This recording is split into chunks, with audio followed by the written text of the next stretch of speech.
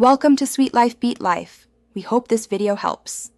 You start by confirming the gate type and assessing visible damage so you know what to repair. Measure alignment and mark gaps. This prevents guesswork later. Remove dirt and loose fasteners now, because once you tighten the correct bolts, you won't be chasing debris. Use a level to check plumb. If the gate tilts, note which side drops. Once done, collect replacement parts and position the gate for easy access so you can move straight into tightened mounting and hinge adjustments. You'll now tackle the middle, more technical steps. Start with hinge alignment because it governs everything else. Loosen, reposition, and red-iron hinges to bring edges flush. Use anchors for stripped holes so screws hold.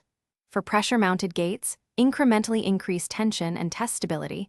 This prevents over-tightening. Then adjust the latch and strike plate so the gate closes without forcing. If it binds, loosen and shim until the fit is predictable. Make sure to test several open-close cycles to confirm consistent performance. You finish by securing all fasteners and running repeated tests to confirm reliability. Open and close the gate 10 times while checking for rubbing, sagging, or latch misses. This predicts future failures. If sag remains, install a tension strap or shift a mounting bracket by about 1-2 cm to redistribute load. If the gate sticks, apply a drop of lubricant and replace any worn pins.